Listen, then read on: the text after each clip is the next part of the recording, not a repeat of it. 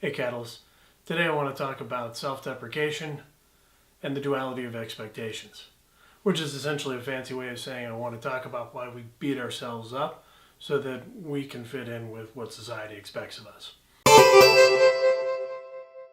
So I've observed a weird culture thing here in the United States. We say that we want people to take pride in their work, but don't be too proud or else we'll shun you. We say that we want people to be confident in themselves and what they do, but don't be too confident, because then you're just an arrogant, self-centered jerk. We want people to speak out and be heard, but don't get too far out of line, because then you're just a nail calling for the hammer. So this is weird to me that we have this duality, because we cheer for the underdog, then we want to see him crash and burn. I wonder if this is why people are self-deprecating. It's like a protection mechanism. Basically, they think, okay, if I do this first, then that's going to prevent anybody else from being able to do it to me instead. And it prevents that duality of expectations, because then at that point you've already torn yourself down, so you can't reach to that point where you become too proud or arrogant. And so I just wonder if this is valuable, and I think that there may be some times where it is, but I don't know that it is all the time that we do it. I see a lot of self-deprecation in geek culture where geeks have a tendency to just go ahead and knock themselves down.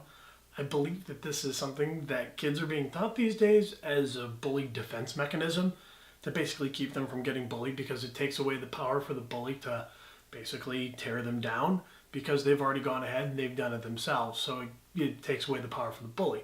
Problem is, I think that this actually creates other self-esteem issues, because people have a tendency then to just go ahead and do that as a defense mechanism for something that they don't need to defend themselves from. I've observed where my friends actually go ahead and they're self-deprecating to knock themselves down a peg, even with people who probably aren't going to knock them down in the first place. So the reality is, which is to say the way that I see it, there's a fine line between these things where, we want people to be kind of doing the good thing, and then we don't want them to get too far onto this side, because then they're doing too good and we got to knock them down a peg. Remember that for some people that line is over here, and for other people that line is over here, and for other people that line's here. It could be wider, or it could be thinner. Given that there's such a discrepancy, so what do? Well, self-deprecation is certainly something that you could do. Although I would say that people probably do this far more than they need to and far more than they should.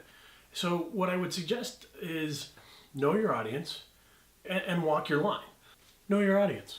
Be aware of, kind of where they come from and what their thoughts are, and if they seem to react one way or another. Depending, maybe it's not you that they're reacting to, but maybe it's somebody else that they're reacting to. And that gives you an idea as far as how they're going to react when they may perceive you to be arrogant when you don't think you're being arrogant. Walk your line. If you're proud of what you did, then be proud of what you did. If you're going to be maybe a little bit arrogant, okay, that's fine. Then go ahead and be a little bit arrogant.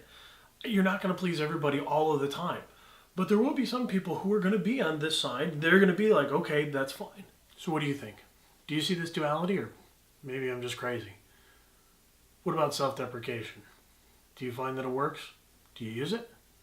Do you think we use it too much? Let me know in the comments down below. Thanks for watching.